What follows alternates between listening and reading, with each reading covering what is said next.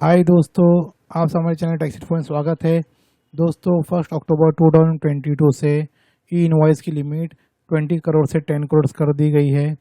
आज हम समझेंगे किस तरह से ये एप्लीकेबल होगा, किन लोगों पर ये एप्लीकेबल होगा, ये किस लिए हो रहा है, इसकी एग्जामिशन लिमिट क्या है, एग्रीगेट टर्नओवर क्या है और इसको किस तरह से कैलकुलेट करना है और इसके एग्जामिशंस क्या है, किन पे एप्लीकेबल होगा और किन चीज़ पर हमें ई इनवॉइसिंग करनी है और जो एग्जामिशन कैटेगरी इसकी स्पेसिफाई की गई है वो भी आज हम समझेंगे।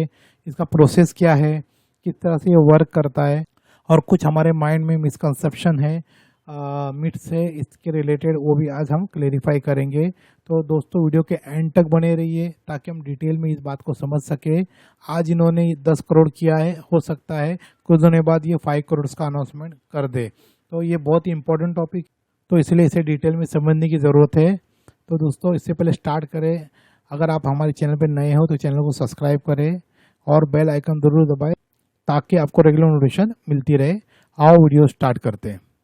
दोस्तों पहले ये समझ लीजिए कि ये इनवॉइसिंग जो स्टार्टिंग में 500 स्टार्ट हुई थी, बहुत ही तेज़ी के साथ गवर्नमेंट ने इसे 20 करोड़ कर दिया था 1 अप्रैल 2022 से एप्लीकेबिलिटी कि जिनकी भी टर्नओवर प्रीवियस 2017 से जब जीएसटी स्टार्ट हुआ था तब से लेके अब तक जिनकी भी प्रीवियस ईयर में कोई फाइनेंशियल ईयर में प्रीसीडिंग फाइनेंशियल ईयर में अगर किसी भी बिजनेस की टर्नओवर 20 करोड़ क्रॉस हो जाती है तो उस पर ये एप्लीकेबिलिटी थी। लेकिन इन्होंने 1 अक्टूबर 2022 से इसे भी चेंज कर दिया है, इसको रिड्यूस करके 20 करोड़ को इन्होंने कर दिया है 10 करोड़।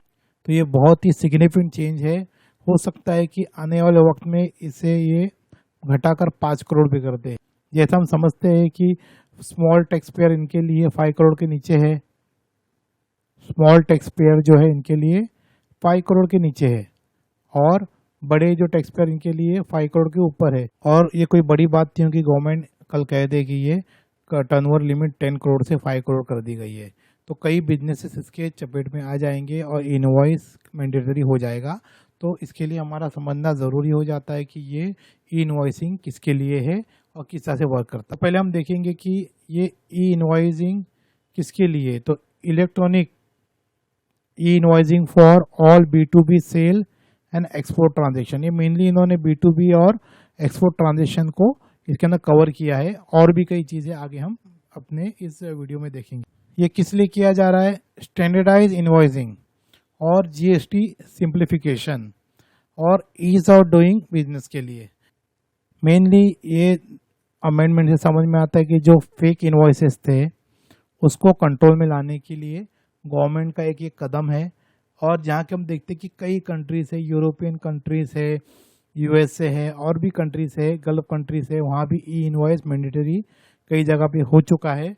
तो ऐसे में हमारा भारत देश पीछे नहीं रहता, हमें भी ये करना ही था। और जिस तरह से जीएसटी में जो फ्रॉड केसेस बढ़ते जा रहे हैं इसके लिए ये स्टेटमेंट का स्वाभाविक था। तो ये एक कदम है फेक इनवॉइस को रोकने के लिए और ये डेटा को पूरी तरह से अपने पास सिंक्रनाइज करना चाहते हैं ताकि हर एक डिटेल इनके पास पहुँचे कि ये इनवॉइस जो बनाई जा रही है और इसके सामने जो जीएसटी लिया जा रहा है, R1 जो सबमिट की जा रही है, सब बराबर है या नहीं है। पहले इन्होंने ये लिमिट जो दी थी 20 करोड़ की जो 1 अप्रैल से थी, अब इन्होंने फ़ौरन ही इस लिमिट को हटाकर 10 करोड़ कर दी है जो कि एप्लीकेबल होगी हमारी 1 अक्टूबर 2022 से। यानी कोई भी financial year preceding financial year में अगर आपकी टर्नओवर 10 करोड़ क्रॉस हो गई है तो समझ लीजिए कि 1 अक्टूबर से आपको ई इनवॉइस मैंडेटरी हो चुका है। तो ये ध्यान रखिए, कई लोग कंफ्यूजन में हैं।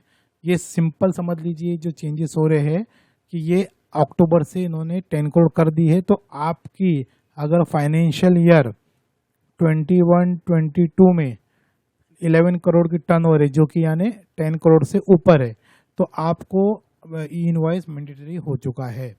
तो यहाँ पर हमें फाइनेंशियल ईयर देखना है, प्रीसीडिंग फाइनेंशियल ईयर है, वो प्रीसीडिंग फाइनेंशियल ईयर को हम को सामने रखते हुए अपनी एप्लीकेबिलिटी समझनी है।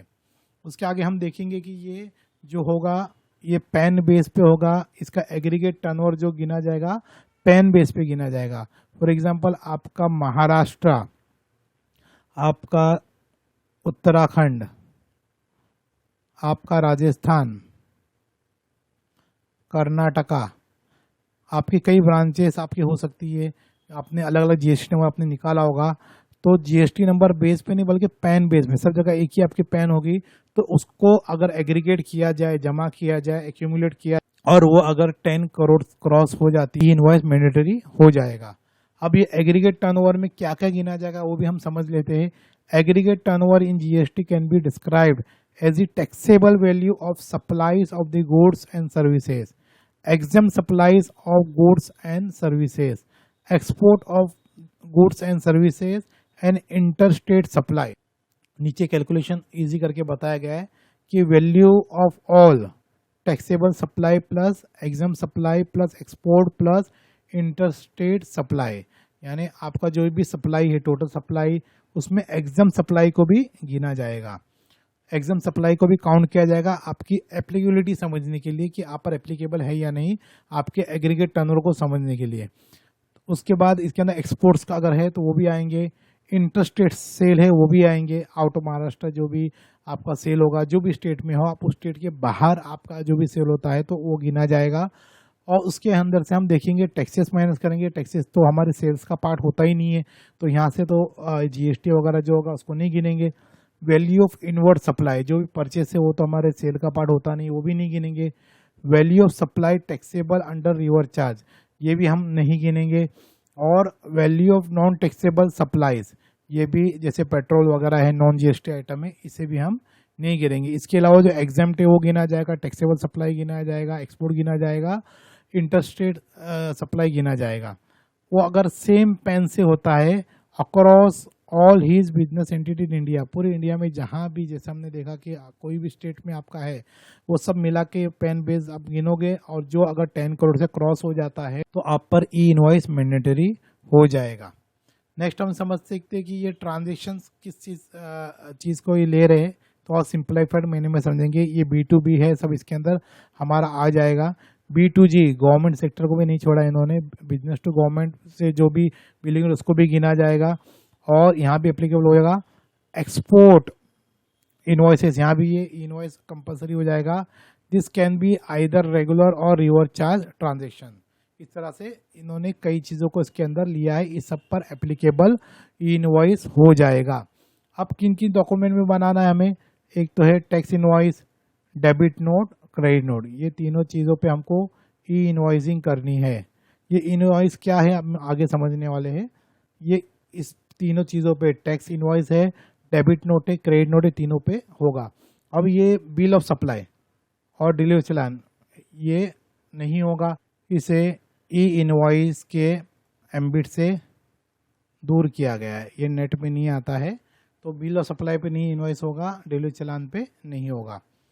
आगे देखते हैं किस तरह से ये एग्जम्पशंस किसके लिए एप्लीकेबल होते हैं। तो टर्नओवर कुछ भी हो, इनवॉइसिंग इन लोगों के लिए एप्लीकेबल नहीं होगा। एक तो इंश्योरर है और बैंकिंग कंपनी और फाइनेंशियल इंस्टीट्यूशन इंक्लूडिंग एनबीएफसी, ये बैंकिंग सेक्टर्स को इन्होंने दूर कर दिया है, इंश्योरेंस के सेक्टर को दूर कर दिया है। फाइनेंशियल इंस्टीट्यूशंस जो एनबीएफसी है उसको भी इसमें लिया गया है। ये सब पर हमारा ये जो ई इनवॉइस नहीं एप्लीकेबल होगा। जीटीए गुड ट्रांसपोर्ट एजेंसी भी इसके एम्बिट से बाहर है कि गुड्स ट्रांसपोर्ट की जो एजेंसीज होती है बहुत ही अनऑर्गेनाइज वे में होती है, तो इनके लिए बहुत ज़्यादा हार्डशिप हो जाएगा, तो उसके लिए इन्होंने गवर्नमेंट ने इसे भी दूर रखा है। और registered person supplying passenger transportation service, ये भी ट्रांसपोर्टेशन वालों को जो सप्लाइंग पैसेंजर ट्रांसपोर्टेशन, इसे भी इन्होंने दूर रखा है। उसके बाद ये बता रहे कि registered person supplying service by way of admission to the exhibition of cinematography films in multiplex services, यानी मल्टीप्लेक्स थिएटर वगैरह है, यहाँ मेनली B2C ही होते हैं, तो इसके लिए एक वजह एक है कि जिस वजह से इन्होंने इनको भी इस परव्यू से एम्बिट से बाहर रखा है। और एक लास्ट जो है सेज यूनिट, जो स्पेशल इकोनॉमिक जोन है हमारी, इसे भी इन्होंने इस एम्बिट से बाहर रखा है। तो समझ लीजिए कुछ सेक्टर है जो बाहर है, जैसे कि बैंकिंग है, इंश्योरेंस है, फाइनेंस इंस्टीट्यूशन है, जीटीए है, ट्रांसपोर्टेशन सप्लाइंग पैसेंजर है, आपका ये मल्टीप्लेक्स सर्विसेज है, ये है, और यूसेज यूनिट है। आगे देखेंगे कि किस तरह से प्रोसेस होता है कि taxpayer will continue to create GST invoice on their own accounting billing ERP system, यानी आपकी जो बिलिंग है वो सब वहीं पर चलेगी, है ना। कुछ लोगों ने ये समझ दिया है कि ई इनवॉइस मतलब कुछ हम पीडीएफ में बना कर देंगे उसको ई इनवॉइस कहा जाता है, ऐसा नहीं है। आपकी जो बिल है वो सब बराबर वही चलती रहेगी, लेकिन जो ये ई इनवॉइस का मेन फंडा है वो है ईआरपी, इनवॉइस रजिस्ट्रेशन पोर्टल, यानी आपको एक यूनिक नंबर दिया जाएगा, ईआरपी जनरेट होगा जो एनआईसी के साइट पे जाके आपको वो करके दे देगा। आपको कुछ नहीं करना है, आपको अपने सिस्टम में डालना है। और कई जो है अकाउंटिंग सॉफ्टवेयर या टैली है, बिजी है, इस तरह से कई सॉफ्टवेयर वाले हैं वो कुछ चार्जेस लेते हैं, ऑटोमेटिकली उनके सॉफ्टवेयर के थ्रू ही ये जनरेट हो रहा है। इसके लिए कोई अलग एफर्ट करने की ज़रूरत नहीं है, इससे डरने की भी ज़रूरत नहीं है, ये कंप्लायंस है। तो आप टैली और बिजी आपका जो भी सॉफ्टवेयर है जो प्रोवाइड करता अगर होगा तो आप उसमें जाके उनसे बात कर लोगे तो वो आपको इसकी सॉल्यूशन प्रोवाइड करेंगे। ऑटोमेटिकली आपका बिल का जो ईआरपी होगा, इनवॉइस का ईआरपी जनरेट होके मिल जाएगा।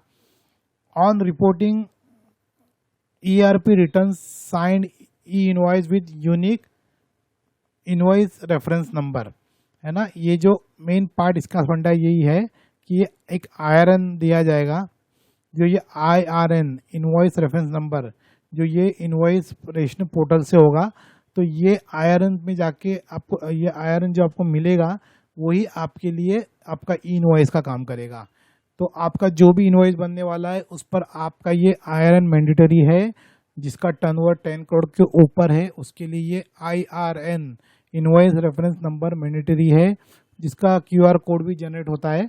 तो ये मैंडेटरी है, यही हमारा मेन ई इनवॉइस का जो क्रक्स है, यही है कि IRN नंबर, अगर IRN नंबर नहीं है तो वो ई इनवॉइस नहीं है, और वो ई इनवॉइस नहीं है तो वो वैलिड इनवॉइस नहीं माना जाएगा।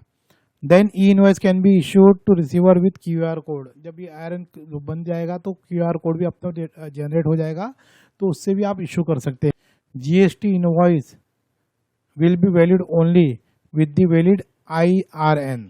देखो पहले भी मैंने ऊपर कहा है कि ये IRN का मेन बड़ा फंडा है।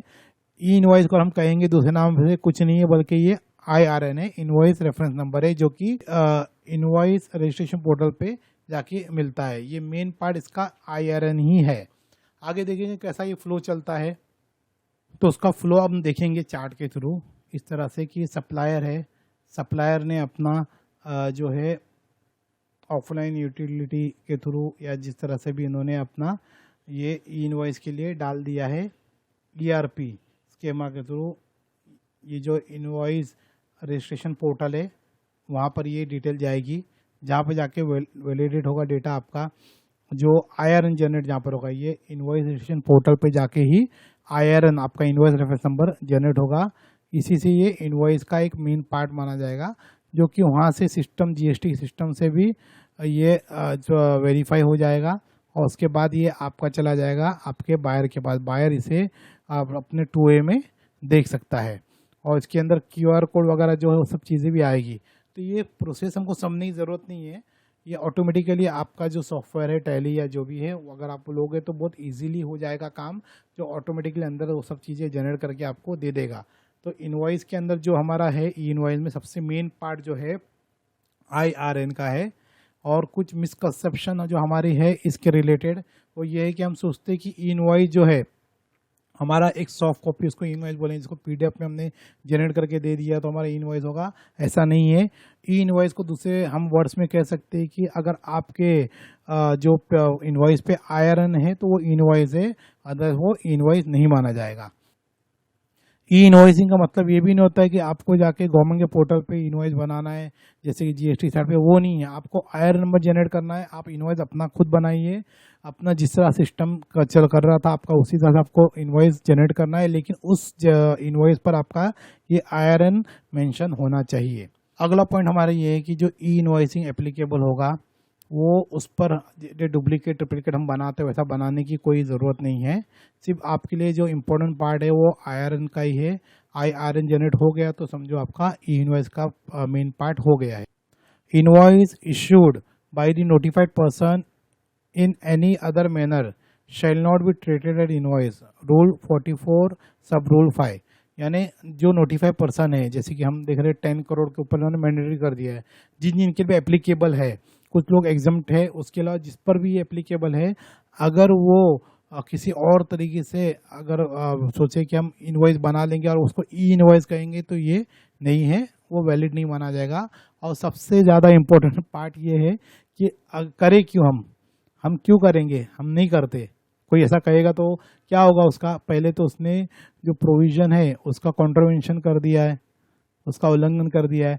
दूसरा ये कि जो ITC है, can't be claim if eligible supplier does not issue a E invoice, जिस पर ज़रूरी है सप्लायर पर ई इनवॉइस करना या IRN जनरेट करना और वो नहीं कर रहा है, तो उसके सामने पार्टी को जो है उसका ITC नहीं मिलेगा। क्यों मिलेगा?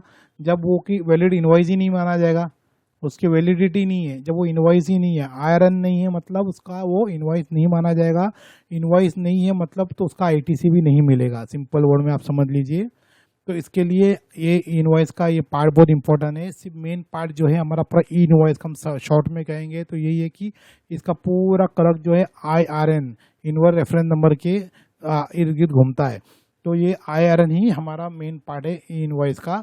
इसका मतलब ये नहीं है कि हमने PDF में बनाना है, आप हार्ड कॉपी भी रखी है, लेकिन उसके ऊपर आपका ये IRN ज़रूरी है। तो दोस्तों उम्मीद करते हैं कि वीडियो आपको पसंद आया होगा। कुछ क्वेरीज होगी तो आप कमेंट बॉक्स में पूछ सकते हैं और अपने आप को तैयार कर लीजिए ई इनवॉइस के लिए, क्योंकि 10 करोड़ से ये 5 करोड़ को होने में ज़्यादा देर नहीं लगेगी, क्योंकि ये 5 करोड़ से स्टार्ट हो 500 करोड़ से स्टार्ट हो गया था। अब इन्होंने ला के इसको 10 करोड़ पे रख दिया है। अब ये कब अचानक से 5 करोड़ का अनाउंसमेंट हो जाए, नोटिफिकेशन आ जाए, हमें पता नहीं है। तो दोस्तों उम्मीद करते हैं ये वीडियो आपको पसंद आया होगा। पसंद आया तो लाइक करें, चैनल पर नए हो तो चैनल को सब्सक्राइब भी करें और हाँ, बेल आइकन ज़रूर दबाएं ताकि आपको रेगुलर नोटिफिकेशन मिलती रहे। तो दोस्तों मिलेंगे एक नई वीडियो के साथ। Till then bye, take care.